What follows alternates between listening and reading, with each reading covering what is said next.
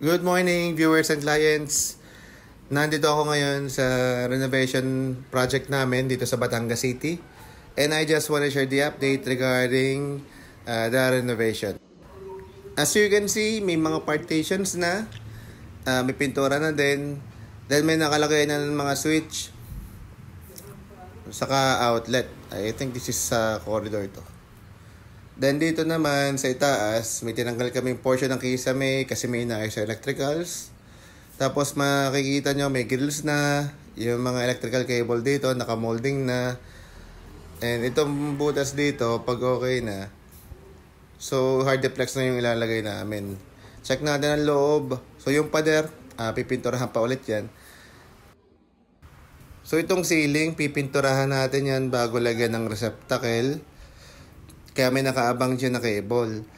Not sure kung ililipat natin tong ilaw dito doon sa medyo pagitnaan ng konti, doon sa may nakaabang na yon, or dalawang ilaw siya dito sa isang kwarto. Dito naman tayo sa second bedroom. So makikita nyo may parang natapyas dito natalupan yung kisame. So ito re-repair din namin. Possible palitan din ng high deflex.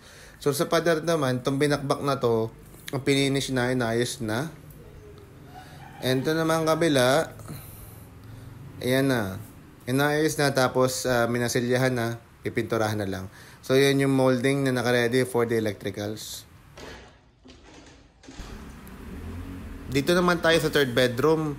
So nagbutas na sila doon sa kisame. Yung pintuan na nasa loob hihilahin lang para matakpan yan.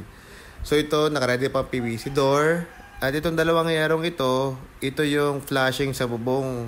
So hindi pa namin mapalitan yung luma dahil nag-uulan pa.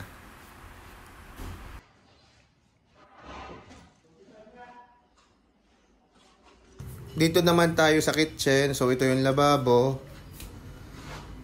And lalagyan din namin ng cabinet yan. Tapos ito yung shower room.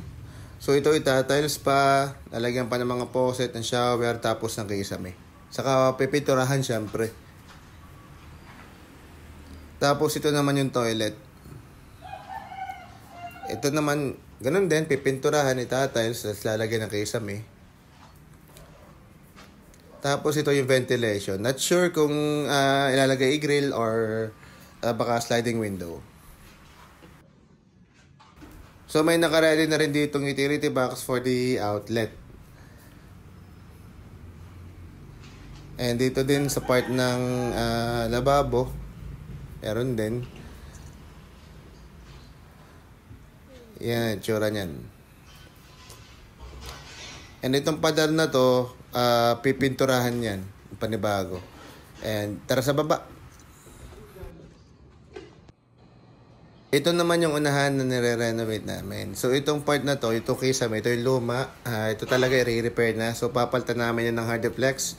Yung gutter, pinalitan namin ng stainless para hindi siya kalawangin.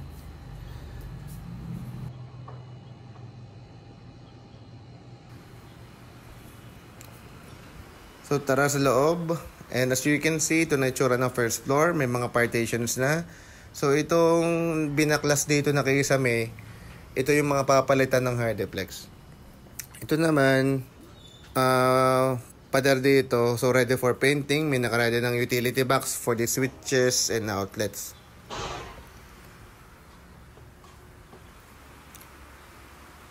And then sa loob, ito na yung itsura nyo. Papalitan din namin ito ng kisame. So, ayusin muna namin yung electrical wiring. Tapos lalagyan ng molding. Then ito yung hamba, ready for painting na din. Liliyahin pa to. Then ganito yung tsura ng bintana sa loob. Ito kasi yung sinaunang bintana. Gusto ni client na i-retain kasi yan. Then ito nga yung kisame. Yan, ito ay ready for painting na din. So dito naman tayo sa second bedroom ng first floor. So yan, so nakikita nyo, i-repair din yung ceiling. And ito namang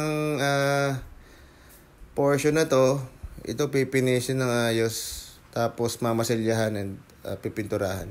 And yung mga pader dito sa loob ng second bedroom, hindi pa siya gaano na masilyahan eh.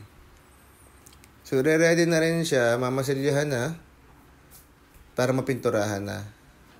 Check muna natin, okay, may cable tayo. May skim coat pa. Then, may semento pa tayong natitira. Kasya pa to.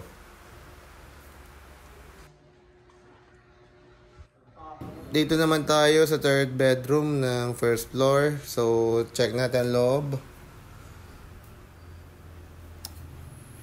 So, ito yung ceiling na for repair. Siyempre yung electricals. Ayusin din natin yan. Ito yung partition na naka-extend doon sa may malapit sa pintuan ng shower room. So, konting masilya, liha, then pwede ng pintura.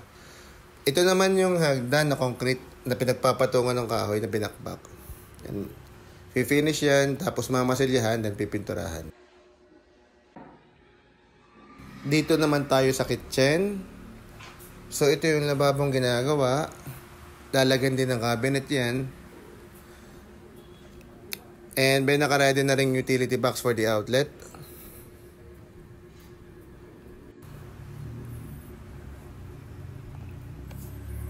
Ito naman yung laundry room.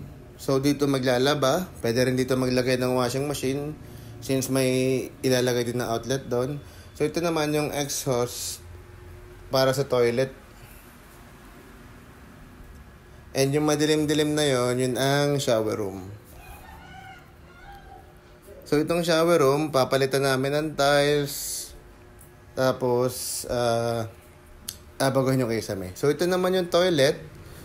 Bagong kabit lang yung toilet. So, tatagpian lang namin yung tubo. Then, pipinturahan na. So, yun lang guys. Medyo may progress na. Siguro mga 1 month na lang to. Tapos na.